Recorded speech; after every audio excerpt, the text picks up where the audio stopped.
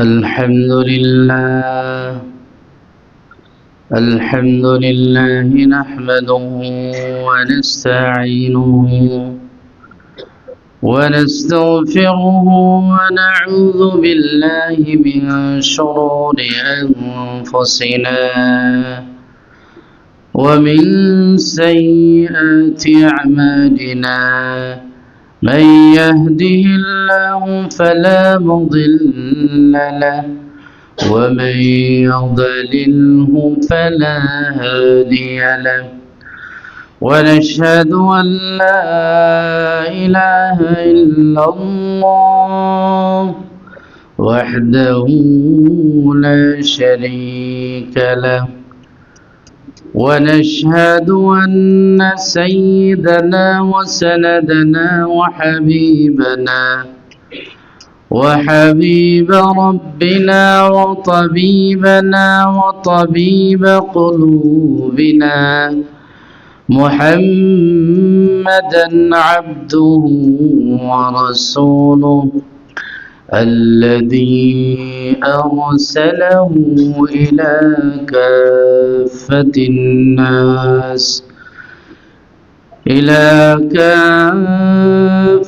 الناس بشيرا ونذيرا وداعيا إلى الله بإذنه وسراجا منيرا أما بعد فقد قال الله سبحانه وتعالى في القرآن المجيد أعوذ بالله من الشيطان الرجيم بسم الله الرحمن الرحيم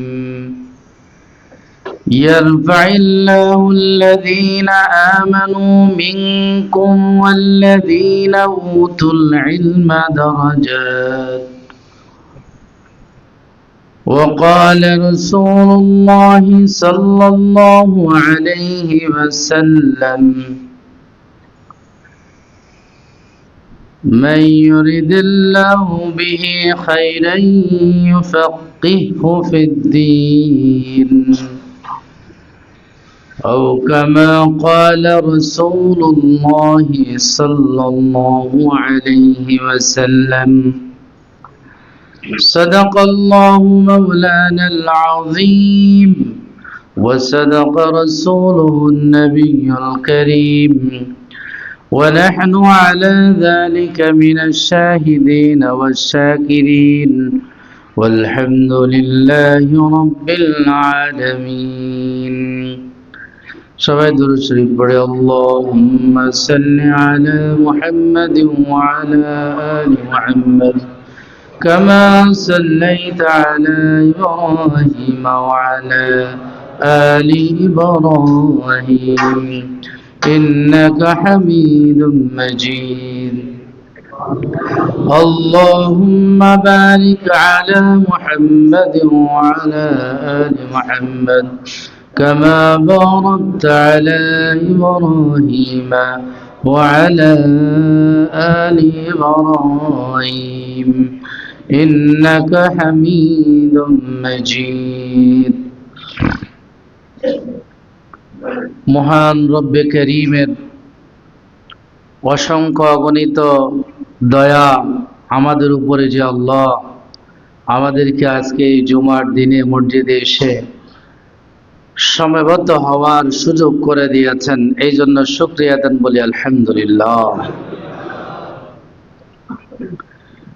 হযরতে রাসূল আকরাম সাল্লাল্লাহু আলাইহি ওয়াসাল্লাম ইরশাদ করেন, যে ব্যক্তি মসজিদে এই জন্য আসে যে কিছু শিখবে অথবা কাউকে শিখাবে, তো আল্লাহ রাব্বুল আলামিন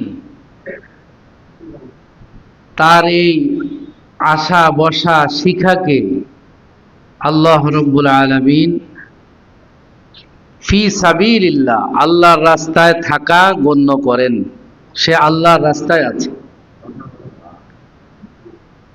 হযরত আবু যর গিফারি রাদিয়াল্লাহু তাআলা আনহুকে রাসূল আকরাম সাল্লাল্লাহু আলাইহি সাল্লাম বলেছেন, ও আবু যর, তুমি যদি কোরআনে কারীমের একটি আয়াত শিখো তাহলে এর বিনিময়ে আল্লাহ তাআলা তোমাকে 100 রাকাত নফল নামাজ পড়লে যে সওয়াব পাওয়া যেত সেই পরিমাণ সওয়াব তোমার আমলনামায় দিয়ে দিবেন। আর যদি কেউ দ্বীনের কোনো অধ্যায় শিখে, বাবুম মিনাল ইলম হাদিসে আছে, দ্বীনের কোনো অধ্যায় যদি কেউ শিখে তাহলে আল্লাহ রাব্বুল আলামিন তাকে 1000 রাকাত নফল নামাজ পড়লে যে পরিমাণ সওয়াব পাওয়া যেত ওই পরিমাণ সওয়াব আল্লাহ তাআলা তার আমলনামায় দিয়ে দিবেন। এই জন্য ইলমের অনেক বড় ফজিলত।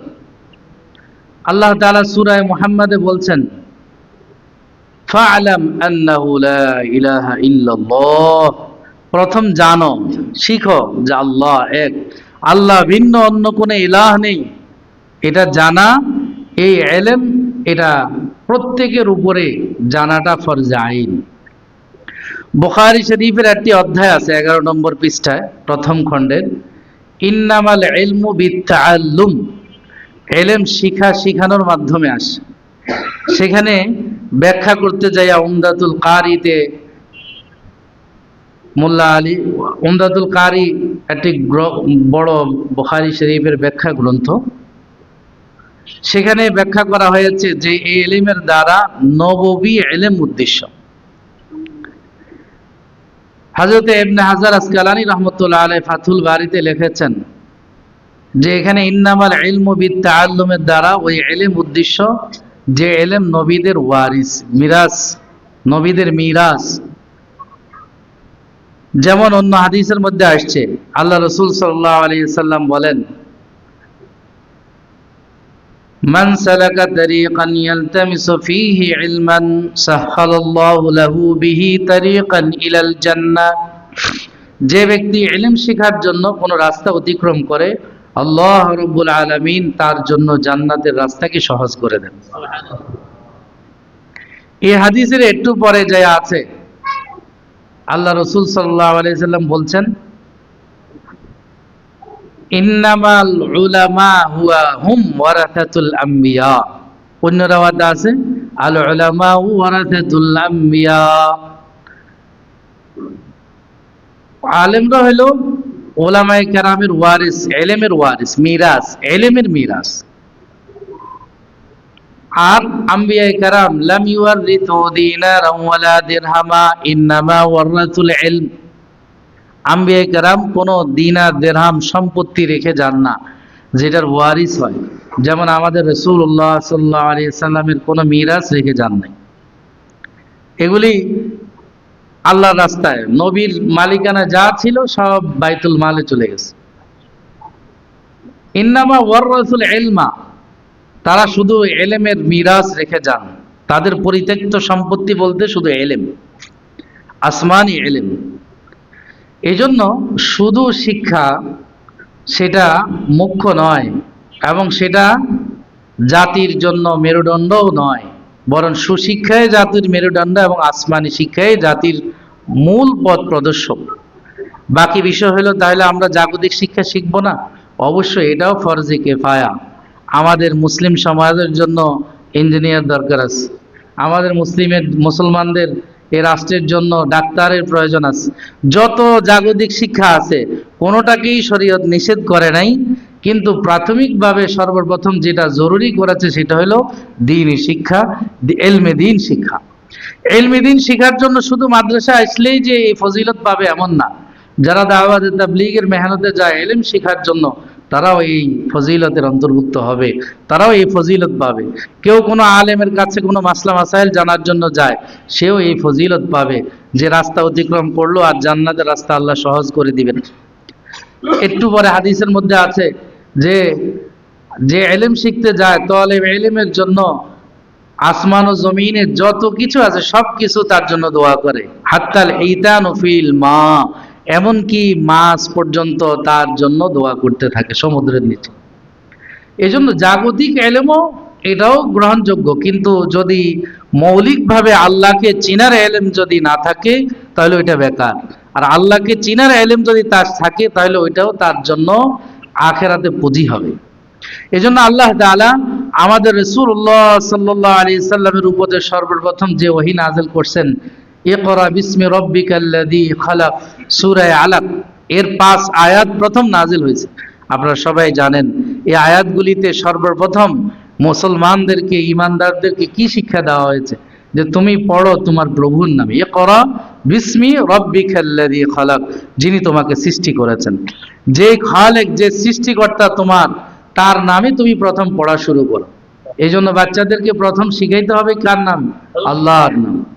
বাচ্চা যখন কথা বলা শুরু করে তখন তাকে শিখাইতে হবে আল্লাহ, আল্লাহ জিকির করা, লা ইলাহা ইল্লাল্লাহ, এটা শিখাইতে হবে।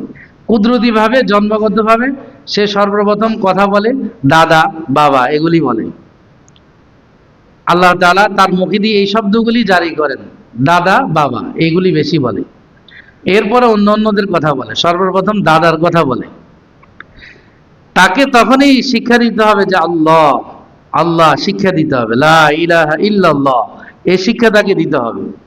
আল্লাহ তাআলা সেটাই বলছেন, ইকরা বিসমি রাব্বিকাল্লাযী খালাক, খালাকাল ইনসানা মিন আলাক, ইকরা ওয়া রাব্বুকাল আকরাম আল্লাযী আল্লামা বিল কলম আল্লামাল ইনসানা মা লাম ইয়ালাম। আল্লাহ তাআলা মানুষকে সম্মানিত করেছেন শুধু ইলমের কারণে। হযরত আদম আলাইহিস সালামকে সৃষ্টি করার পরে ফেরেশতাদেরকে যখন আল্লাহ তাআলা প্রস্তাব দিয়েছেন যে আমি তো একটি জাতি, স্বতন্ত্র জাতি সৃষ্টি করতে চাই, যাদের নাম হবে ইনসান, যারা মানুষ হিসাবে পরিচিতি লাভ করবে। তারা বলছে যে আপনি ওয়াহিদুক এই জাতি সৃষ্টি করবেন, ইউসফিকুদ্দিমা, এরা তো পৃথিবীতে যাইয়া রক্তপাত ঘটাবে, হানাহানি করবে। ওয়া নাহনু নুসাব্বিহু বিহামদিকা ওয়া নুকাদ্দিসু লাক, আপনার স্তুতি জ্ঞাপনের জন্য, আপনার পবিত্রতা অর্জনের বর্ণনা করার জন্য তো আমরাই যথেষ্ট। আল্লাহ তাআলা বলছেন, ইন্নী আ'লামু মা লা তা'লামুন, তোমরা যা জানো তা আমি যা জানি তোমরা তা জানো না। আল্লাহ রাব্বুল আলামিন আদম আলাইহিস সালামকে সৃষ্টি করার পর ফেরেশতাদেরকেও দাঁড় করাইছেন, আদম আলাইহিস সালামকেও দাঁড় করাইছেন। এরপরে বলছেন, ওয়াল্লামা আদামাল আসমাআ কুল্লাহা থুম্মা আরাদাহুম আলাল মালাইকা ফাকালা আনবিউনি বিআসমাই হাউলা। আল্লাহ তাআলা আদম আলাইহিস সালামকে সবকিছুর নাম শিখাইছেন। তাফসীরে রুহুল বায়ানের মধ্যে আছে, এই আয়াতের তাফসীরের মধ্যে লিখেছেন যে আল্লাহ রাব্বুল আলামিন হযরত আদম আলাইহিস সালামকে পৃথিবীতে মানুষ যত ভাষায় কথা বলবে ততগুলি ভাষা আল্লাহ তাআলা হযরত আদম আলাইহিস সালামকে শিখাইছেন। আমরা কয়টা ভাষা জানি? 2-4টা ভাষা জানি। এটা জানলেও তো আমাদের কত গরম শরীরের মধ্যে, আমরা অনেক কিছু জানি। অথচ আদম আলাইহিস সালাম সব ভাষায় কথা বলতে পারতেন। তাকে আল্লাহ তাআলা সব ভাষা শিখাইছেন, এবং যত ভাষা শিখাইছেন তত ভাষায় তার ওয়ারিসরা, তার সন্তানরা, বনি আদম কিয়ামতের আগ পর্যন্ত কথা বলবে। হয়তো এই ভাষা পৃথিবীতে ছিল না, সৃষ্টি হবে, কথা বলবে এই ভাষায়। এরপরে ওই আয়াতের তাফসীরের মধ্যে লেখা আছে যে আল্লাহ তাআলা হযরত আদম আলাইহিস সালামকে পৃথিবীতে যত জিনিস আছে, বস্তু আছে, সব কিছুর নাম শিখাইছেন। ওখানে লেখা আছে কাঁচি, দাও, সুই, সুতা, এটা পর্যন্ত শিখাইছেন। শিখানোর পরে আল্লাহ বলতেছেন, ওয়াল্লামা আদামাল আসমাআ কুল্লাহা, আমি আদমকে সব কিছুর নাম শিখাইছি, কুল্লাহা, সকল কিছুর নাম শিখাইছি। এরপরে সুম্মা আরাদাহুম আলাল মালাইকা, ফেরেশতাদের সামনে তার পরীক্ষাও নিস। ফেরেশতাদেরকে দাঁড় করাইছে যে তোমরা বলো তো এটার দাম কি, এরা কইতে পারে না। আদম আলাইহিস সালামকে জিজ্ঞাসা করছে, উনি বলে দিতেছেন। এভাবে প্রত্যেকটা, কারণ ওনাকে তো আল্লাহ শিখাইছেন, ওনাকে তো আল্লাহ তাআলা শিক্ষা দিয়েছেন। এই জন্য এই শিক্ষার মাধ্যমে মানব জাতির শ্রেষ্ঠত্ব প্রমাণ করেছেন আল্লাহ তাআলা যুগে যুগে। এই জন্য হযরত নবী, আম্বিয়ায়ে কেরাম যারা আছেন সকলকে আল্লাহ তাআলা সেই যুগের সর্বোচ্চ শিক্ষা দিয়ে পাঠিয়েছেন। আমাদের রাসূলুল্লাহ সাল্লাল্লাহু আলাইহি সাল্লামের একাডেমিক কোনো পড়াশোনা ছিল না, কিন্তু সেই যুগের যে সাহিত্য চর্চা ছিল আরবদের মধ্যে, সর্বোচ্চ সাহিত্য নিয়ে তাকে পাঠানো হয়েছে। সর্বোচ্চ এটা তার মর্যাদা। এই জন্য রাসূলের সর্বশ্রেষ্ঠ মর্যাদা অলৌকিকতা তার নবুয়তের প্রমাণ বহন করে, সেটা হলো এই কোরআনে কারীম, 30 পারা কোরআনে কারীম। এই কোরআনে কারীম আরবদের সামনে পেশ করা হয়েছে যে তোমরা তো বড় বড় সাহিত্যিক, আরবি ভাষায় বিভিন্ন কবিতা লেখো, গদ্য পদ্য তোমরা লেখো, এরকম একটা কোরআন শরীফ লেখো তো। এরপরে বলছে ঠিক আছে একটা সূরা লেখো। এরপরে বলছে যে একটা আয়াত হইলেও পেশ করে দেখাও, কোরআনে যেভাবে আছে, যে সাহিত্য মণ্ডিত ভাষায় কোরআনে কারীমের আয়াতগুলি আছে, এরকম একটি আয়াত হইলেও তোমরা পেশ করে দেখাও। সমস্ত আরবের বড় বড় সাহিত্যিকরা বলছে ইন্না আতাইনাকাল কাউসার লাইসা হাযা কালামুল বাশার, ইন্না আতাইনা, এটা কোনো মানুষের কথা নয়, এটা খালেকে রবের কথা। এই জন্য হযরত আবু বকর রাদিয়াল্লাহু তাআলা আনহু যখন ইসলাম গ্রহণ করলেন, তো মক্কার কাফেররা, লিডাররা, উনিও একজন প্রভাবশালী লোক ছিলেন, হযরত আবু বকর সিদ্দিক রাদিয়াল্লাহু তাআলা আনহু। তো আবু বকর সিদ্দিক রাদিয়াল্লাহু তাআলা আনহুকে মক্কায় নামাজ পড়ার নিষেধ করে দেওয়া হইল, যে আপনি আর হেরমের মধ্যে নামাজ পড়তে পারবেন না। তিনি তার বাইরের আঙ্গিনায় মসজিদ বানাইছেন। সেখানে যখন তিনি তিলাওয়াত করতেন, আবু বকর রাদিয়াল্লাহু তাআলা আনহু কানা রাকিকাল কলব, অন্য আয়াতে আছে রাহিমা, ওনার দিল খুব সফট ছিল, নরম, নরম দিলের মানুষ। কোরআনে কারীম তেলাওয়াত করলেই উনি কাঁদতেন। তো কোরআনে কারীম যখন নামাজের মধ্যে তেলাওয়াত করতেন, মক্কার কাফেরদের মহিলারা, স্ত্রীরা, অন্য অন্য কাফেররা এসে কান লাগায় শুনে দেখতো যে কি পড়ে, এত সুন্দর, এত সাহিত্য মণ্ডিত, এত সুন্দর ভাষা পৃথিবীর কেউ আবিষ্কার করতে পারে না, লিখতে পারে না। আমার বলার উদ্দেশ্য হলো যে আল্লাহ তাআলা আমাদের মানব জাতির শ্রেষ্ঠত্বতা প্রমাণ করেছেন শিক্ষার মাধ্যমে। আজকে বিশ্ব সাক্ষরতা দিবস পালন করা হয়, যে স্বাক্ষর যারা জানে না, টিপসই দিয়ে টাকা উঠায়, টিপসই দেওয়া লাগে, স্বাক্ষর জানে না, তাদের শিখানো সাক্ষরতা দিবস। এটা শুধু স্বাক্ষর উদ্দেশ্য না, উদ্দেশ্য হলো শিক্ষাকে প্রচার প্রসার করা সমাজে। এই শিক্ষার প্রচার প্রসারে মুহাম্মদুর রাসূলুল্লাহর চেয়ে বড় অবদান কেউ রাখে নাই। মুহাম্মদুর রাসূলুল্লাহ সাল্লাল্লাহু আলাইহি সাল্লাম সাহাবায়ে কেরামের মধ্যে ইলমের প্রতি এত তাকিদ দিয়েছেন যে সমস্ত বৃদ্ধ সাহাবায়ে কেরাম ইলম শেখার জন্য লেগে গেছেন। কোন সাহাবায়ে কেরাম তো জওয়ান অবস্থায় ইলম শিখেন নাই। হযরত আবু বকর রাদিয়াল্লাহু তাআলা আনহুর বয়স হতো 38 যখন রাসূল নবুয়ত পান। রাসূলের 2 বছরের ছোট বড়। তো তখন তিনি ইলম শিখেছেন। হযরত ওমরও কাছাকাছি বয়সের, ওসমানও কাছাকাছি বয়সের, হযরত আলী একটু যুবক ছিলেন। বেশিরভাগ সাহাবায়ে কেরাম তো বয়স্ক অবস্থায় ইলম শিখেছেন। বুখারী শরীফের 17 নম্বর পৃষ্ঠাতে আছে যে সমস্ত সাহাবায়ে কেরাম বয়স্ক কালে ইলম শিখেছেন। আমরা এখন মনে করি যে বয়স হলে কি ইলম শিখবো। ইলম শিখতে কোনো বয়স নেই। যেরকম সাক্ষরতা দিবসে বা সরকার একটা স্লোগান যে শিক্ষার কোনো বয়স নাই, চলো আমরা শিখতে যাই। শিক্ষার কোনো বয়স নাই, চলো আমরা শিখতে যাই। এটা ইলমের ব্যাপারে এত বেশি উদ্বুদ্ধ সাহাবায়ে কেরামকে করছেন যে সবাই বয়সকালেই ইলম শিখেছেন আলহামদুলিল্লাহ। এবং সবাই এমন উদ্বুদ্ধ হয়েছেন যে ঘর বাড়ি, চাকরি বাকরি, ব্যবসা বাণিজ্য ছেড়ে মসজিদে নববীতে ইলম শেখার জন্য সবাই চলে আসত। হযরতে জাবির ইবনে আব্দুল্লাহ আল আনসারী রাদিয়াল্লাহু তাআলা আনহুর ব্যাপারে বুখারী শরীফের মধ্যে আছে, রাহালা জাবির ইবনে আব্দুল্লাহ ইলা আব্দুল্লাহ ইবনে উনাইস মাসিরাতা শাহরিন, যে আব্দুল্লাহ ইবনে উনাইসের কাছে একটা হাদিস শিখতে গেছেন শামে, সিরিয়াতে। 1 মাসের সফর, মানে যাইতে 15 দিন লাগে মোটে করে, আসতে 15 দিন লাগে, প্রায় 1500-2000 কিলোমিটার সিরিয়া, সৌদি আরব থেকে। এই পরিমাণ দূরত্ব উনি গিয়েছেন ওটে করে, আবার মদিনাতে আবার ফিরে আসছেন শুধুমাত্র ফি হাদিসিন ওয়াহিদা, একটি মাত্র হাদিস শেখার জন্য সেখানে গেছেন। হযরত জাবির ইবনে আব্দুল্লাহ রাদিয়াল্লাহু তাআলা আনহু শুনতে পেয়েছেন যে হযরত আব্দুল্লাহ ইবনে উনাইস নামে এই সাহাবী, যিনি ওই সময়ে যিনি সিরিয়াতে বসবাস করতেন, তিনি তাহাজ্জুদের ফজিলতের ব্যাপারে একটি হাদিস জানেন। এই হাদিসটি মদিনার অন্য কেউ জানে না, এটা তিনি জানতে পারছেন। হযরত জাবির ইবনে আব্দুল্লাহ রাদিয়াল্লাহু তাআলা আনহু এই 15 দিন সফর করে সেখানে গিয়েছেন। এমন সময় গিয়েছেন যখন তিনি দুপুরে খেয়ে একটু রেস্ট করছেন, যেটাকে কাইলুলা বলে। হযরত রাসূল আকরাম সাল্লাল্লাহু আলাইহি সাল্লামের এটা একটা সুন্নত, অভ্যাসগত সুন্নত, যে তিনি দুপুরে খেয়ে একটু রেস্ট নিতেন। যেহেতু রাতে দাঁড়িয়ে দাঁড়িয়ে লম্বা সময় তিনি ইবাদত বন্দেগীতে লিপ্ত থাকতেন, এটা খুবই স্বাস্থ্যসম্মত। খুবই ইম্পর্টেন্ট মানুষের সুস্থতার জন্য, মানুষের দিমাগ কাজ করার জন্য। আমরা তো এখন ঘুমাই হলো সকালবেলা, সকালের ঘুমটা স্বাস্থ্যসম্মত নয়। সকালেই যত ভোরে উঠা যায় তত স্বাস্থ্যসম্মত, তত এটা স্বাস্থ্যের জন্য উপকারী। এবং ব্রেনের যে আলফা ওয়েভ আছে সেটা সবচেয়ে বেশি ক্যাচ করে, দ্রুত মুখস্থ করার মতো যে শক্তিটা তার মধ্যে আছে সেটা হলো ভোর রাত। এই জন্য আমাদের এই কওমি মাদ্রাসাগুলির হেফজখানা সবাই আমাদের এখানে উঠানো হয় আজানের নামাজ থেকে 1.5 ঘন্টা আগে। তার মানে আজানে প্রায় 1 ঘন্টা আগে তারা উঠে, মানে ফজরের আজান হওয়ার, ফজর শুরু হওয়ার 1 ঘন্টা আগে উঠে তারা পড়াশোনা করে।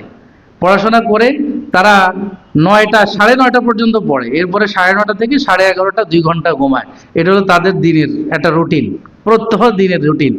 এই যে কোরআনে কারিম 30 পারা কোরআনে কারিম যে হেফজ করে, আমাদের ছেলেরা হেফজ করে 4 মাসে, 3 মাসও অনেক ছেলে যারা মেরিট খুবই মেধাবী তারা হেফজ করে ফেলতে পারে। এই হেফজ করার পিছনে শুধু মেধাই বিষয় না, এটার একটা রুটিনও একটা গুরুত্বপূর্ণ বিষয়। একদম টাইট শিডিউলের মধ্যে তাদের পড়াশোনা করতে হয়, এটা সবাই পারে না, খুব কষ্টকর। কষ্ট মানে কি, মানে পড়তে থাকতে হয়, এর জন্য খিদাও লাগে না, এর জন্য তার কষ্টও হয় না। যখন সে কোরআনে কারিম তেলাওয়াত করে তখন অটোমেটিক তার খিদা মিটে যায়। আপনারা দেখবেন যারা হাফেজ সাহেবরা রমজানুল মুবারকে তারাবি পড়ায়, ডেইলি 1 পারা তো পড়ে, কেউ কেউ আছে 3 পারাও পড়ে, 10 দিনে খতম দেয়। আমাদের 6 তলায় হয়, 10 দিনে খতম দেয়। এই ছেলেটা সারাদিন কিন্তু তেলাওয়াত করে, সারাদিন তেলাওয়াত করে, তার রমজানের এই মুহূর্তে কোনো ক্লান্তি তার অনুভব হয় না। কোরআনের বরকত, কোরআনের বরকত। আমাদের অনেক বুজুর্গ আছিলেন যাদেরকে জেলে নেওয়া হয়েছে, কোনো খাবার দিত না, তো ওনাদের খাবার ছিল তেলাওয়াত, জিকিরুল্লাহ।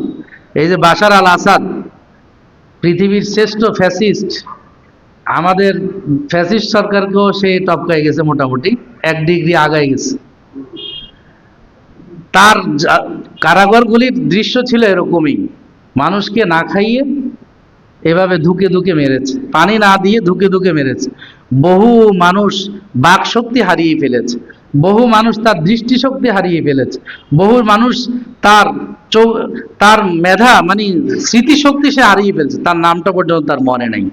এই দৃশ্য কি এই 2-1 দিনের মধ্যে আপনারা জানছেন না এটা?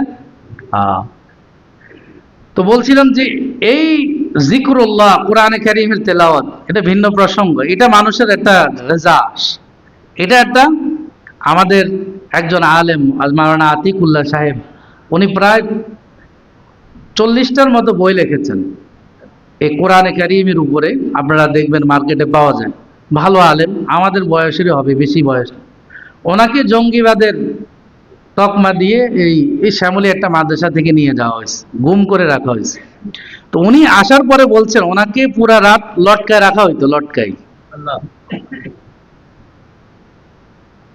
রাখতো, 2 হাত বেঁধে পুরা রাত, মানে পা উঁচু করে রেখে দেওয়া হইতো। তো উনি বলতেছেন যখন আমাকে এটা করা হয়তো, তা আমি হাফেজ তিলাওয়াত করতাম, কোরআনে কারিম তিলাওয়াত করতে থাকতাম, তখন আর আমার এই কষ্টটা অনুভব হইতো না। র্যাবও তো স্বীকার করছে যে তাদেরও নিজস্ব আয়নাঘর ছিল। আপনারা কালকে মিডিয়াতে দেখেছেন না, কালকে স্বীকার করেছে এটা। কত ধরনের নির্যাতনের স্টিম রোলার চালাইছে। এদের তো পৃথিবীতে বেঁচে থাকার কোনো অধিকার নাই, এদের পৃথিবীতে বেঁচে থাকার কোনো অধিকার নাই। আমি মনে করি এদের পৃথিবীতে বেঁচে থাকার কোনো অধিকার নাই, এরা অমানুষ। এবার আমি গত সময় বলছিলাম যে অহেতুক অনেক আলেমকে শুধু খ্রিস্টানদের প্ররোচনায়, যে এরা বিধর্মীদেরকে ইসলামের দাওয়াত দেয়, এই জন্য তাদেরকে জঙ্গিবাদের তকমা দিয়ে এভাবে দীর্ঘদিন বছরকে বছর গুম করে রাখা হয়েছে, বছরকে বছর তাদেরকে নির্যাতন করছে। আল্লাহ আমাদেরকে হেফাজত করুক। সব কিশোরে শেষ হয়, এই জন্য কোরআনে কারিম আমাদের জন্য পাথেয়। আমরা যে বলতাম যে ওই ফেরাউনের কথা, কোরআনে কারিমে এই ঘটনা আছে না নাই? সূরা বাকারাতে আল্লাহ তাআলা বয়ান করছেন কি করেন নাই? কার জন্য? আমাদের জন্য। যে ক্ষমতার দাপট দেখাও, এটা বেশি দিন নয়। তুমি তো একজনকে বাড়ি থেকে বের করছো, আল্লাহ তোমাকে দেশ থেকে বের করে ছাড়ছে। এই জন্য এগুলি উচিত না। যে কোনো মানুষের ভারসাম্যতা থাকা উচিত। আমাদের অনেক এলিট শ্রেণীর পরিবারের খবরগুলি পত্রিকা যখন পড়ে খুব গা শিউরে ওঠে। এরা কাজের মেয়েকে যে পরিমাণ নির্যাতন করে, এই কথাগুলি মসজিদের মিম্বর থেকে বলা হয় না তো? এরা ভদ্র শিক্ষিত, কাজের মেয়ে মানে একটা তার উপরে নির্যাতনের স্টিম রোলার চালানো হয়। কেন? আপনার ভালো না লাগলে তাকে বিদায় করে দেন। কেন আপনি তাকে ছ্যাঁকা দিবেন? কেন আপনি তাকে খন্তি দিয়ে ছ্যাঁকা দিবেন? এরকম বহু ঘটনা প্রায় প্রতি মাসেই পত্রিকা আসে, যাদেরকে এরকম ভারসাম্যহীন করে দেওয়া হয়েছে, যাদের শরীরের প্রত্যেকটি অঙ্গকে ছ্যাঁকা দিয়ে আহত করা হয়েছে। আছে না নাই? এরকমও আছে, বহু কাজের মেয়েকে হত্যা করে পরে উপর থেকে ফেলে দিয়ে আত্মহত্যার অভিনয় সাজানো হয়েছে, বহু আছে। এটা এ ফ্যাসিস্ট ওই সরকারি, একটা হলো পুরা রাষ্ট্রের, আর এটা হলো একটা পরিবারের ফ্যাসিস্ট। মনে রাখবেন, আল্লাহর কাছে এটার জবাবদিহিতা করতে হবে। আল্লাহ তাআলা কোনো জলেমকে ছাড় দেন না, এটা মনে রাখবেন। আপনি ব্যক্তি পর্যায়ে জুলুম করেন, গ্রাম পর্যায়ে পারিবারিক ব্যাপারে জুলুম, জালেম হন, আপনাকে আল্লাহ তাআলা একদিন না একদিন পাকড়াও করবেই। এটাই পৃথিবীর ইতিহাস, ঠিক না ঠিক? এই জন্য শিক্ষা নেওয়া উচিত। কোরআনে কারিম পড়েন, ফেরাউন আর হামান, কারুন আর এই জালেম বাদশাদের কথা আল্লাহ তাআলা এই কোরআনে কারিমে এমনি এমনি আনছে। আপনারা মনে করছেন যে এটা কি ইচ্ছা শোনানোর জন্য আনছে? না, আমাদের উপকার, আমরা যেন ইবরত গ্রহণ করি, নসিহত গ্রহণ করি, এই জন্য আনছে। কি বলেন? এজন্য আমাদের নসিহত গ্রহণ করা উচিত, কোরআনে কারিম তেলাওয়াত করা উচিত, কোরআনে কারিম বুঝে শুনে পড়া দরকার আমাদের প্রত্যেকেরই। অন্তত এটা হিম্মত করি প্রত্যেকেই যে পুরা এক বছরে ইনশাআল্লাহ 30 পারা কোরআনে কারিম বুঝে শুনে পড়বো। প্রতি মাসে অন্তত একবার করে তেলাওয়াত করে খতম করব। আর বুঝে শুনে পড়বো পুরো এক বছর লাগাইয়া। মানে আপনারা সময় দিতে পারবেন না, এই জন্য বলছি। যদি পারে 3 মাসও পারবে, হিম্মত করলে কোনো বিষয় না। তো আলোচনা চলতেছিল যে ইলমের ফজিলত। আল্লাহ রাব্বুল আলামিন হযরত আদম নবীনা আলাইহিস সালামকে ফেরেশতা কুল, মানব কুলের উপরে শ্রেষ্ঠত্ব দিয়েছেন এই ইলমের কারণে। وعلم آدم الأسماء كلها ثم عرضهم على الملائكة فقال أنبئوني بأسماء هؤلاء। অন্য আয়াতের মধ্যে যা আছে, ইন্না আরাদনাল আমানাতা على السماوات والأرض والجبال فأبين أن يحملنها وأشفقن منها وحملها الإنسان। এখানে আল্লাহ বলছেন আমি একটি আমানত পেশ করেছি। এটা আসমানকে দিতে চেয়েছিলাম, তারা নিতে অস্বীকার করেছে। আমি জমিনকে দিতে চেয়েছিলাম, তারাও নিতে অস্বীকার করেছে। পাহাড়কে দিতে চেয়েছিলাম, তারা অস্বীকার করেছে। মানুষ এটাকে গ্রহণ করেছে। এই তাফসিরে, এই আয়াতের তাফসিরের মধ্যে মুফাসসিরিনে কেরাম লেখেন এটা দ্বারা উদ্দেশ্য হলো ইলম। অথবা কেউ কেউ তাফসির করেছেন যে একটা বাক শক্তি, সেটা হলো যে আল্লাহর নির্দেশ, এটা ইচ্ছা করলে সে পালন করতেও পারে, ইচ্ছা করলে নাও করতে পারে। এই শক্তিটা আল্লাহ তাআলা একমাত্র কাকে দিয়েছেন? মানুষকে দিয়েছেন। ফেরেশতা যে নির্দেশিত হয়েছে, যে বিষয়ে ফেরেশতাকে যে নির্দেশ করা হয়েছে, এক চুলো নড়বড় করার কোনো অধিকার তার নাই, বুঝে না সে। একমাত্র মানুষকে আল্লাহ তাআলা স্বাধীন করে দিয়েছেন, পৃথিবীতে স্বাধীন করে পাঠিয়ে বলছেন এটা তোমার নাজাতের পথ, এটা তোমার মুক্তির পথ, আর এটা হলো তোমার অসফলতার পথ, এটা হলো জাহান্নামের পথ, এটা জান্নাতের পথ। আল্লাহ দেখিয়ে দিয়েছে। ১৬ লক্ষ আম্বিয়া কেরামের মাধ্যমে এই মেসেজ এই জাতিকে দিয়েছেন। কোরআনে কারীম সহ ১০৪ খানা কিতাব আল্লাহ তাআলা নাজিল করে এই মেসেজটা দিয়েছেন। তো আল্লাহ তাআলা এই যে মানুষের শ্রেষ্ঠত্বতা, এটা ইলমের মাধ্যমে। এই জন্য হযরত মুআবিয়া ইবনে আবি সুফিয়ান রাদিয়াল্লাহু তাআলা আনহু থেকে বর্ণিত বুখারীর কিতাবুল ইলমের মধ্যে আছে, আল্লাহ রাসূল সাল্লাল্লাহু আলাইহি সাল্লাম বলেন, মান ইউরিদিল্লাহু বিহি খাইরান ইউফাক্কিহু ফিদ্দীন। যে ব্যক্তির মঙ্গল আল্লাহ চান, যার দুনিয়া আখিরাতে সফলতা কামনা করে আল্লাহ তাআলা, আল্লাহ চায় তাকে আল্লাহ তাআলা দ্বীনের বুঝ দান করে, দ্বীনের বুঝ দান করে। তাফাক্কুহ ফিদ্দীন মানে দ্বীনের বুঝ দান করে। অন্য এক হাদিসে আসছে, রাসূলুল্লাহ সাল্লাল্লাহু আলাইহি ওয়াসাল্লাম বলেন, তোমাদের কি হইল যে তোমরা দ্বীনের বুঝ, দ্বীনি ইলম শিখার জন্য তোমরা প্রত্যেক গোত্র থেকে বের হও না কেন? এটা আল্লাহ তাআলা কোরআনের আয়াতের মধ্যে বলছেন, ওয়ামা কানাল মুমিনুনা লিয়ানফিরু কাফা। যে মুমিনদের সকলের জন্য উচিত না যে সবাই জিহাদে চলে যাবে, সেখানে যায় শাহাদাত বরণ করবে, বরং কিছু লোক এরকম থাকা দরকার। ফালাউলা নাফারা মিন কুল্লি ফিরকাতিন মিনহুম তাইফাতুন লিয়াতাফাক্কাহু ফিদ-দীন ওয়ালিয়ুনযিরু কওমাহুম ইযা রাজাউ ইলাইহিম লাআল্লাহুম ইয়াহযারুন। তোমাদের মধ্যে তাইফাতুম মিনহুম, প্রত্যেক গোত্রের, প্রত্যেক এলাকার, প্রত্যেক দেশের জন্য একটা শ্রেণী এরকম থাকতে হবে যারা দ্বীনের গভীর জ্ঞান অর্জন করবে, ইলম অর্জন করবে। লিয়াতাফাক্কাহু ফিদ-দীন, এরা ইলম অর্জন করে অন্যদেরকে এগুলি শিখাবে, জানাবে, জান্নাতের সুসংবাদ দিবে, জাহান্নামের ভীতি প্রদর্শন করবে, বাড়ি নবীওয়ালা কাজ করবে। ওয়ালিউযিরু কওমাহুম ইযা রাজাউ ইলাইহিম লাআল্লাহুম ইয়াহযারুন, তাদের এই কথা শুনে, এই বার্তা শুনে, আহ্বান শুনে ওই এলাকার লোকেরা, অন্য অন্য মুসলমানরা তারা জান্নাতের দিকে আসবে, জাহান্নাম থেকে বাঁচার চেষ্টা করবে। এই জন্য রাসূলুল্লাহ সাল্লাল্লাহু আলাইহি ওয়াসাল্লাম বলেন, আমি তো হইলাম ওই ব্যক্তির মতো যে এরকম একটি গর্তের আগুনের কুণ্ডলীর সামনে দাঁড়ানো, যেখানে সকল মানুষ যে পড়ার চেষ্টা করতেছে, পড়তেছে, আর আমি হইলাম ওই ব্যক্তি যে সকলকে পা ধরে ধরে জাহান্নামের আগুন থেকে বাঁচানোর চেষ্টা করতেছে। ইয়া আলী লা ইয়াহদিয়াকা বিকা রাজুলুন খায়রুম মিন হুমরিন নাম, বুখারীর হাদিস। আল্লাহ রাসূল সাল্লাল্লাহু আলাইহি ওয়াসাল্লাম বলেন, ও আলী, তোমার মাধ্যমে যদি একটা লোকও হেদায়েত পেয়ে যায়, এটা তোমার জন্য লাল উটনি থেকে আরবের যে দামি জিনিস, দামি চাহিদা, প্রাডো গাড়ি আর মার্সিডিজ গাড়ি, এর চেয়েও দামি বিষয় হলো তোমার মাধ্যমে যদি একজন হেদায়েত পাওয়া যায়। এই জন্য ভাই, দোস্ত, বুজুর্গ, আমাদের চিন্তা করতে হবে এলেমের ব্যাপারে, এলেম শিখার ব্যাপারে।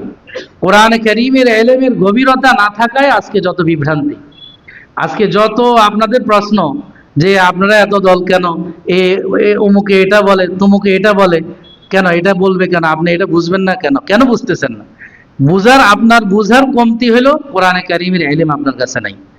আপনার কাছে যদি কোরআনে কারীমের এলেম থাকে, আপনি বুঝতে পারবেন কোনটা সঠিক, কোনটা বেঠিক, কে সঠিক কথা বলছে, কে বেঠিক কথা বলছে। এই জন্য এলেম আর দুনিয়ার সম্পদের মধ্যে মৌলিকভাবে 7টা পার্থক্য। তার মধ্যে একটা পার্থক্য হলো এলেম মানুষকে হেফাজত করে, আর দুনিয়ার সম্পদ মানুষ হেফাজত করে। দুনিয়ার সম্পদকে মানুষ হেফাজত করতে হয়, তার জন্য রক্ষণাবেক্ষণ, ব্যাংক ব্যালেন্স এবং এটা রক্ষণাবেক্ষণের জন্য লোক রাখা, সবকিছু করতে হয়। কিন্তু এলেম এমন একটা বস্তু যেটা মানুষকে জাহান্নামের আগুন থেকে হেফাজত করে। এই জন্য আমরা এখন যত বিভ্রান্তি হচ্ছে, কোরআন ও সুন্নাহ থেকে আমাদের দূরে থাকা। এক হয়তো কোরআনে কারীমের ইলম, দুই নম্বর হলো রাসূলের আদর্শ। এই দুইটা যদি আমাদের সামনে থাকে, কোনো প্রশ্নই আপনার সামনে থাকবে না। আপনার কাছে যত প্রশ্নই আসে, আপনি বুঝবেন যে এটা ঠিক, এটা বেঠিক। আল্লাহ তাআলা এই জন্য বলছেন, ক্বাদ জাআকুম মিনাল্লাহি নূরুন ওয়া কিতাবুম মুবিন, তোমাদের কাছে আসছে নূর এবং কিতাবুম মুবিন, আল্লাহ রাসূল আর এই কিতাব, স্পষ্ট কিতাব কোরআনে কারীম। এটা দিয়ে তুমি বুঝতে পারবে কোনটা সঠিক, কোনটা বেঠিক। এই জন্য ভাই, দুস্থ, বুজুর্গ, আজকে এই যে এখন ডিসেম্বর মাস চলতেছে, আমার আলোচনার মূল বিষয় ছিল যে আমরা আমাদের ছেলে মেয়ে, নাতিপোতা, এদেরকে আমরা দ্বীন শিখাই। ভাই, যদি দ্বীন না শিখাই, আপনি ধরা খেয়ে যাবেন। আমি বলি না যে সকলে আপনারা আপনাদের ছেলে মেয়েদেরকে আলেম বানান, এটা আমি বলি নাই। আমি বলছি আল্লাহকে চিনান। ইকরা বিসমি রাব্বিকাল্লাযী খালাক, যে আল্লাহ আমাকে সৃষ্টি করেছেন, ওই খালেককে আপনি প্রথম আপনার সন্তানদেরকে চিনান, জানান। এটা আমার আপনার ঈমানি দায়িত্ব। যদি আমরা না করি, আল্লাহর কাছে আমাদের জবাবদিহি করতে হবে। হাসরের ময়দানে আমাদেরকে আল্লাহ তাআলা ধরবেন যে তোমার অধীনস্থদের ব্যাপারে তুমি উদাসীন ছিলে কেন। বুখারীতে এই হাদিসটা অসংখ্য বার আসছে, আলা কুল্লুকুম রাইন ওয়া কুল্লুকুম মাসউলুন আন রাইয়াতিহি, তোমরা প্রত্যেকেই অভিভাবক, তোমাদের অধীনস্থদের ব্যাপারে তোমাদেরকে জিজ্ঞাসা করা হবে। এই জন্য আমরা যেভাবে দুনিয়ার দিকে ধাবিত হয়েছে, কোনো আপত্তি নেই আপনি আপনার ছেলে মেয়েদেরকে বিদেশে পড়ান, ইঞ্জিনিয়ার বানান, ডাক্তার বানান। আপত্তির জায়গাটা তো এখানে যে আপনি প্রথম তাকে, রবকে চিনান। এই জন্য আমরা এই ডিসেম্বর মাস আসছে, সামনে জানুয়ারি মাসে আমাদের ছেলে সন্তানদেরকে ভর্তি করাবো। কোন প্রতিষ্ঠানে ভর্তি করাবো, এটা আমাদেরকে যাচাই বাছাই করতে হবে, ডিসাইড করতে হবে। আমাদের দেশে দ্বীনের নামে অনেক প্রতিষ্ঠান আসছে যেখানে দ্বীনি শিক্ষা দেয়, আলহামদুলিল্লাহ, বেটার। আমাদের এই বাংলাদেশ সহ ভারত উপমহাদেশে, এখন পুরা বিশ্বে এই মাদারিসে কওমিয়া, কওমি মাদ্রাসার আন্ডারে কিছু দ্বীনি শিক্ষা, যেমন নুরানি বিভাগটা প্রাথমিক একটা শিক্ষা, এরপরে দ্বীনিয়াত শিক্ষা, বিভিন্নভাবে এই মানুষ যেন কোরআনে কারীমের শিক্ষাটা মৌলিকভাবে লাভ করে, দ্বীনি শিক্ষা যেন পায়, এজন্য বহুমুখী শিক্ষা চালু করা হয়েছে। তো আমরা আমাদের ছেলে মেয়েদেরকে এই দ্বীন শেখাবো। আল্লাহ রাসূল সাল্লাল্লাহু আলাইহি সাল্লাম বলছেন, মুরু আওলাদাকুম বিসসালাত ওয়া হুম আবনাউ সাবঈন ওয়াদরিবুহুম আলাইহা ইযা বালাগু আশারান। তোমাদের ছেলে মেয়েদেরকে 7 বছর হইলে তোমরা নামাজের নির্দেশ করো। 10 বছর হইলে নামাজ যদি না পড়ে, অলসতা করে, হালকা মারধর করো, দাঁড় ধমক দাও, যাতে করে 15 বছর বা প্রাপ্তবয়স্ক হয়ে গেলে তাকে আর নামাজের জন্য বলতে হবে না। এটাও আল্লাহকে চিনানো, ইবাদত চিনানো। এই জন্য আমরা এখন তো দাওয়াতে নিয়ে যাই ছেলে মেয়েদেরকে। আমাদের 7 বছর যখন হবে, বাচ্চাদেরকে আমরা মসজিদে নিয়ে আসবো, 7 বছরের আগে নয়। এই হাদিস থেকে মুহাদ্দিসিন কেরাম লিখছেন, মুরু আওলাদাকুম বিসসালাত ওয়া হুম আবনাউ সাবঈন। এখানে স্পষ্ট বলা আছে 7 বছর। এই জন্য ফুকাহে কেরাম লিখেছেন 7 বছরের আগে বাচ্চাদেরকে মসজিদে না আনা, 7 বছর হইলে নিয়ে আসবেন। কিন্তু আমরা ছোট থাকতে নিয়ে আসি, আরেকজনের নামাজ নষ্ট করি, মসজিদও নষ্ট করি, মাঝে মধ্যে পেশাব পায়খানা করাই। আর মসজিদে নববী আর হারামাইনের মধ্যে দেখছি যে ওরা একদম পুরা বাচ্চা কাচ্চা সব নিয়ে আসে। এরপরে একটু এলোমেলো, এত আমাদের মেয়েদের মতো এত সতর্ক না, পায়খানা পেশাব করে দেয়, পরে লোক আছে ওখানে, ওরাই পরিষ্কার করে, কিন্তু অন্যদের জন্য তো ডিস্টার্ব হয়, অন্যের ক্ষতি হইলো তো। আপনি এখানে একটা শপের মধ্যে একটা বাচ্চা পেশাব করে দিছে, এখন এখানে 4জন 5জন তো দাঁড়াইতে পারতেছে না। এই জন্য শরীয়তের মেজাজ বুঝা, শরীয়তের মাসলাক বুঝা, এটার নাম তাফাক্কুহ ফিদ্দীন। শরীয়ত কি চায়, আমরা যদি তাফাক্কুহ ফিদ্দীনের সহজ ব্যাখ্যা করি, আল্লাহ রাসূল যে বলছেন যে মান ইউরিদিল্লাহু বিহি খাইরান ইউফাক্কিহু ফিদ্দীন, আল্লাহ যে বলছেন যে ফালাউলা নাফারা মিন কুল্লি ফিরকাতিন মিনহুম তায়ফাতুন লিয়াতাফাক্কাহু ফিদ্দীন, এই তাফাক্কুহ ফিদ্দীনের সহজ ব্যাখ্যা যদি বলি, সেটা হলো যখন শরীয়তে যে কাজ করতে বলেছেন তখন সেই কাজ করা। এটা হলো তাফাক্কুহ ফিদ্দীনের অর্থ। এই জন্য 7 বছরের পরে সকল ছেলেদেরকে মসজিদে নিয়ে আসবেন আপনারা, আসতে ইনশাআল্লাহ পারবেন তো ইনশাআল্লাহ। আরে হিম্মত করেন, মালয়েশিয়াতে এই দৃশ্য আছে। মালয়েশিয়াতে ওরা বাচ্চাদেরকে নিয়ে আসে মসজিদে, ফজরের সময় আসতে নিয়ে আসে, কিন্তু আমরা আনি না। এই ছেলেগুলোকে মসজিদের সাথে পরিচিত করা, এদেরকে নামাজের সাথে পরিচিত করা। আজকে পরিণতি কি হচ্ছে? পরিণতি এমন হচ্ছে যে আপনার ছেলে তো ধর্মান্তরিত হচ্ছেই বিদেশে, যে সাথে সাথে মা বাবা হারাই ফেলতেছে, মা বাবার খবর নিচ্ছে না তো। হ্যাঁ, যদি তাকে আপনি পোড়া মাটি বানিয়ে, ইট বানাইয়া আর মাখন আর ছানা বানাই পাঠান, দ্বীনের শিক্ষা মজবুত ভাবে দেন, দিয়ে মা বাবার হক কি, অধিকার কি, সেটা যদি ভালো করে শরীয়তের দৃষ্টিতে তার মাথায় দিয়ে দেওয়া হয়, এরপরে যেখানেই ছেড়ে দেওয়া হোক সে তার মা বাপকে বলবে না। আমাদের এক ভাই 1998 সালে, ওনার সাথে প্রথম আমি চিল্লা দিই। উনি এই তাজমহল রোডে বাড়ি, তো বড় মেয়েকে পাঠাইছে আমেরিকা পড়াশোনার জন্য। এখন আসেও না, মা বাবার সাথে কোনো খোঁজখবরও নেই। হযরত মাওলানা মুফতি মোহাম্মদ শফি রহমতুল্লাহ আলাইহি লিখছেন যে ওনার সাথে একজনের খুব ঘনিষ্ঠতা। তো একদিন কথা বলল যে হুজুর, আমি তো 2-3 মাস থাকবো না। কোথায় যাবেন? এক ছেলে তো থাকে থাইল্যান্ড, আরেক ছেলে থাকে অস্ট্রেলিয়া, আরেক ছেলে থাকে কানাডা, এক একজনের কাছে 1 মাস করে থাকবো। এরা কোনোদিন আসে না আমাদেরকে দেখতে, আমরা মা বাপ তাদেরকে দেখতে যাও। কতটা আফসোসের সাথে বলছে উনি। তো এই জন্য ছেলে মেয়েদেরকে দ্বীন শিক্ষা দেন, না হলে একুলো হারাবেন ওকুলো হারাবেন, দুনিয়াও যাবে আখেরাতেও যাবে। শুধু আখেরাতের ওয়াজ আমরা করি না, নগদটা যেটা বুঝেন আপনারা, নগদ যেটা বুঝতেছি আমরা, এটাও হারাবেন যদি দ্বীন না থাকে। এই জন্য সর্বোচ্চ মাতা পিতার খেদমত যারা করে মুসলমানরাই করে। আরবে যখন এই যে কুয়েত আর ইরাক যুদ্ধ লাগাই দেওয়া হইল, তখন আমেরিকান অনেক সোলজাররা আসে দেখে যে এই এক একজনের 15-16 জন বাচ্চা। এরপরও বাবা মসজিদে ঢুকতে জুতা পরাই দেয়, ধরে নিয়ে যায়। আবার মসজিদ থেকে বাইরে হওয়ার পরে বাবারও জুতা পরাই দেয়, ধরে বাসায় নিয়ে যায়। এরা কয় আমরা তো জন্মের পরে বাপের কোনো আদরও পাই নাই, আমরা মানে চাইল্ড কেয়ারে বড় হয়েছি, আর এরপরে এখন কোথায় আছে বাবা সেটাও জানি না, আমাদের সাথে কোনো সম্পর্ক নাই, তার বাবাকে মাকে এটাও জানি না। এই মুসলমানদের মধ্যে হৃদ্যতা, গভীরতা। আরবদের তো 2-3 বউ থাকে, সন্তানাদিও তো অনেকজন থাকে। তো এরপরেও বাবা মাকে যে শ্রদ্ধা ভক্তি করে, এটা দেখে ওরা কয়েকজন মুসলমান হয়ে গেছে। ইউরোপে এটা নাই তো, কারণ রাষ্ট্রীয় ব্যবস্থাপনায় বাচ্চা বড় হচ্ছে। আবার মা বাপ যখন বুড়া হচ্ছে তখন ওরে ওল্ড এজ হোম, আমরা যেটাকে বৃদ্ধাশ্রম বলি। আমাদের দেশে এখন বৃদ্ধাশ্রম বাড়তেছে। এটা আমাদের সমাজের জন্য, এই দেশের জন্য সুখকর নয়। মা বাবা আমাদের কাছে থাকবে, এটা তাদের জন্য একটা ঔষধ, একটা থেরাপি, একটা আনন্দ, যে ছেলে সন্তান নিয়ে থাকবে, নাতি নাতকুন নিয়ে থাকবে, এটা তার ওই বয়সে একটা চাওয়া। সে একাকী থাকবে, খাবার দাবার পাচ্ছে, ওষুধ বড়ি পাচ্ছে ঠিক, কিন্তু কারোর সাথে কথা বলতে পারে না। আমি বহু আগে পড়েছি বইতে, হযরত মাওলানা তাকি উসমানী সাহেব অমুসলিম দেশে মুসলিম পর্যটক, উনি যখন আমেরিকা সফরে গেছেন, ওটার একটা সফরনামা লিখছেন। তো লিখছেন যে বৃদ্ধাশ্রমে অনেকে আছে যারা রং নাম্বারে কল দিয়ে বিভিন্ন জনের সাথে কথা বলতে চায়, কথা বলার লোক পায় না তো, কথা বলার লোক পায় না তো। আমাদের এখানে এক মুসল্লি ভাই, উনি আমেরিকায় ছিলেন 3-4 মাস, তো আয়সা বলতেছে, কয় ছেলে আর বউ দুজনে তো চাকরি করে, নাতি একটা আছে, এটা পালার জন্য আমারে নিছে, এটা দেখাশোনার জন্য আমারে নিছে। উনি ওনার বক্তব্যটা দিচ্ছে আর কি, যে এটা দেখাশোনার জন্য আমারে নিছে, তো আমি বেড়াইতে যাই নাই, ওখানে কাজ করতে গেছি। তো এটা হচ্ছে এখন এই যে জীবন, এই জীবনটা কতটুকু সুখকর, যে আপনি হ্যাঁ এক হাতে ড্রাইভ করছেন আর এক হাতে স্যান্ডউইচ খাইতেছেন, নাস্তা খাইতেছেন, অফিসে যাচ্ছেন, এটা সুখকর? নাকি আপনার স্ত্রী আপনার সামনে নাস্তা প্রেজেন্ট করলো আর আপনি সেটা গ্রহণ করতেছেন? এটাকে আমরা বলতেছি ধর্ম অন্ধতা। আর এই মহিলাটাই যখন বিমানবালা হইয়া আমার সামনে নাস্তা দেয়, তখন এটা নাকি ভদ্রতা। বুঝেন নাই? এই মহিলাটাই যখন হোটেলে, এই 5 স্টার হোটেলগুলিতে তো এমনও দাঁড় করে রাখে, আমরা ইফতার মাহফিলে কয়েকটা 5 স্টার হোটেলে গেছি, তো যিনি মালিক ছিলেন আমাদের এক শিক্ষক বলেই ফেলছেন, তো এদের এই কাজ কি? আমরা তো এখানে সবাই হুজুর মানুষ, এখানে ইফতার মাহফিল হইতেছে, তো এই মেয়েদেরকে একদম শার্টাম শুটাম ড্রেস পরায় আমাদের সামনে দাঁড় করাইলে কি লাভ?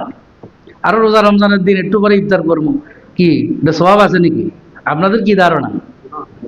এটা কি সওয়াব আছে না গুনাহ? গুনাহ, চোখের গুনাহ।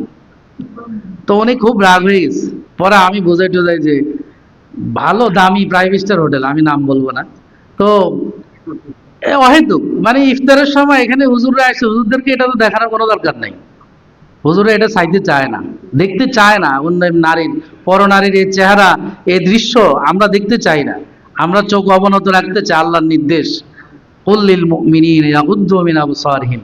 তো বলতেছিলাম যে ইলম শিখান, দ্বীনি শিক্ষা দেন, আল্লাহর সাথে পরিচিত করেন, আল্লাহর সাথে পরিচিত করেন। কে বলছে যে আল্লাহর সাথে পরিচিত না করলে মানুষ দুনিয়াতে ঠকে? আমাদের ঢাকা ইউনিভার্সিটিতে আলহামদুলিল্লাহ মেধার স্বাক্ষর যারা রাখতেছে, এরা মেজরিটি হলো মাদ্রাসা পড়ুয়া। এখন এগুলা নিয়ে মিডিয়ায় আলোচনা হচ্ছে না যে মাদ্রাসা পড়ুয়ারা ভালো ভালো সিরিয়াল পাইতেছে? আলহামদুলিল্লাহ আমাদের কওমি মাদ্রাসার ছাত্ররাও, এখানে তো কোনো সার্টিফিকেট নাই, আলিয়া মাদ্রাসা পরীক্ষা দিয়া, স্কুলে পরীক্ষা দিয়াও ওরা ফাঁকে ফাঁকে যায়, খুব ভালো। কালকে একজন আসছে আমাদের এখানে, দাওরা হাদিস পড়ছে, ও আরবি বিভাগে পড়াশোনা করতেছে, তো বলতেছে আমাদের যিনি ডিন উনি আমাদের খুব রেসপেক্ট করেন। কেন? আমরা তো নাহু সরফ পড়ি, কওমি মাদ্রাসা পড়ছি, উনি জানে যে আরবি ভাষা বুঝলে এরা ভালো বুঝবে, পড়াইয়া মজা পায় আমাদেরকে, অন্যরা তো বুঝে না। তো কথায় কথা বললো আর কি। এই জন্য মাদ্রাসায় পড়লে আকাম্মা হয়, অকেজু হয়, এরা কিছু করতে পারে না, সমাজের বোঝা। আপনি দেখবেন একটা সৎ লোক যদি সচিব হয়, একটা এমপি মন্ত্রী হয়, দেশের যে উন্নতি হবে, যে অগ্রগতি হবে, দুর্নীতি তো অন্তত হবে না, কি বলেন? তো এটা বেনিফিটেড একটা রাষ্ট্র হইল। একটা ইউনিভার্সিটিতে একটা ছেলেকে গ্রাজুয়েশন করানো পর্যন্ত, মাস্টার্স পর্যন্ত সরকারের কত লক্ষ টাকা খরচ হয় আপনি চিন্তা করে দেখেন। বুয়েটের একজনের শিক্ষকের বেতন দিতে হয় কি পরিমাণ, তাকে কত সুযোগ সুবিধা দিতে হয়, কি পরিমাণ ইনভেস্ট একটা ছেলের পিছনে। যারা আমাদের দেশে কলেজ ইউনিভার্সিটিতে, সরকারি ইউনিভার্সিটিতে, কলেজ ইউনিভার্সিটিগুলিতে পড়ে, আর আমাদের এখানে সর্বকমে শিক্ষা আমরা দিই আমাদের কওমি মাদ্রাসাগুলিতে, এদের পিছনে আমরা 5,000 টাকা খরচ করি মান্থলি, খাওয়া থাকা পড়াশোনা সব বিষয় মিলে, সব দিয়া। তা আলহামদুলিল্লাহ আপনাদের কাছে আবেদন থাকবে যে আপনারা যেন আপনাদের ছেলে মেয়েদেরকে দিন শিখান। সবাই শিখাবেন তো ইনশাআল্লাহ?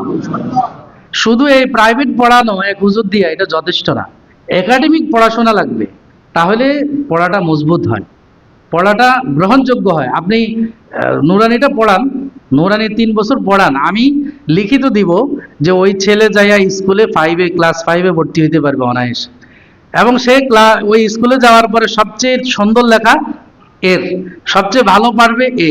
আপনি আমার থেকে লিখিত নেবেন ইনশাআল্লাহ, আমি লিখিত দিব যে 3 বছর আমাদের কাছে রাইখা যদি নুরানি পড়ান, এরপরে স্কুলে দেন, সবচেয়ে ভালো রেজাল্ট সে করবে, লেখাগুলো সুন্দর হবে, ডাক্তার সাহেবের লেখা নিয়ে আর কয়েক ডিসপেন্সারি ঘুরতে হবে না আপনার, মোটামুটি একজনের কাছে গেলে বুঝতে পারবে যে এটা ওষুধের নাম কি লেখছে। হ্যাঁ, এখন তো এরকম অবস্থা হইতেছে না, অনেক ডিসপেন্সারি ওয়ালাও পড়ে না, পরে নেটে টেটে সার্চ দিয়া তারপর ওষুধ এটার নাম কি এটা বাইর করতে হয়। এটা আমরা তো ভুক্তভোগী, ঠিক না?